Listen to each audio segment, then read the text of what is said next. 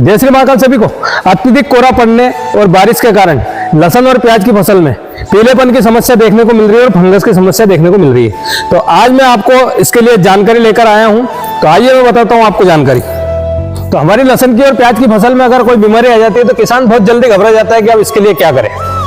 तो नीचे के एक दो पत्ते सूखने पर किसान को घबराना नहीं चाहिए, क्योंकि जो मेन पत्ता है, नया पत्ता, ये पीला नहीं पड़ना चाहिए, इसकी चोंच नहीं सूखना चाहिए। तो आज मैं आपके लिए लेकर आया हूं सबसे सुंदर और सबसे अच्छा इलाज। तो मैंने आज अपनी लहसुन की फसल में दवाई का स्प्रे किया है। तो मैंने इसमें डाला है एजोक्सिस्ट्राबिन 11% प्लस टेबुकोनाजोल 18%। अगर आपकी लहसुन में ज्यादा समस्या नहीं हो तो आप इस टेक्निकल का इस्तेमाल कर सकते हैं, चाहे किसी भी कंपनी का हो, अच्छी कंपनी देख के आप ला सकते हैं। अगर आपकी लहसुन में ज्यादा समस्या है तो आप टाटा कंपनी की एयरगन का इस्तेमाल कर सकते हैं। लेकिन एयरगन क्या है, सबसे ज्यादा हेवी डोज है, और अगर हम हेवी डोज का इस्तेमाल पहले से ही कर देंगे तो बाद में अगर कोई समस्या आती है तो फिर दवाई काम नहीं करती। तो जिस तरह एक डॉक्टर के पास हम छोटी सी बीमारी लेके जाते हैं तो हमें 4-5 दिन की खुराक देता है, तो आप इसी एजोक्सिस्ट्राबिन प्लस टेबुकोनाजोल का इस्तेमाल कर सकते हैं। और अगर फिर भी सुधार नहीं होता तो 5 दिन के बाद तुरंत स्प्रे कर सकते हैं। तो इससे आपकी फसल में बहुत जल्दी सुधार आएगा। और थ्रिप्स के लिए आप अगर थ्रिप्स ज्यादा नहीं है तो 4.9 लेमड़ा का इस्तेमाल कर सकते हैं। अगर आपकी लहसुन में थ्रिप्स की समस्या ज्यादा है तो आप 9.5 लेमड़ा का इस्तेमाल कर सकते हैं।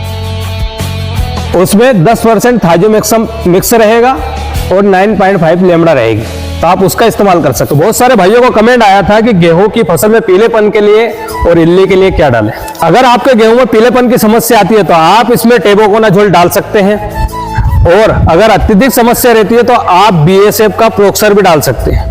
और रही बात गेहूं को हरा करने के लिए, तो आप इसमें कृषि रासायनिक का सुपर पोषक डाल सकते हैं, जिससे आपके गेहूं के दाने में भी बढ़ोतरी होगी और आपके गेहूं में हरापन आएगा। ईल की समस्या के लिए आप हिमामेक्टिन बेंजोल प्लस क्लोरो 20% फाल्ट करके भी डाल सकते हैं, जिससे आपकी गेहूं की फसल में इल्ली का निदान भी हो जाएगा और कोई छोटे मोटे कीट भी होंगे तो वो भी समाप्त हो जाएंगे। तो कैसी लगी आपको मेरी ये जानकारी?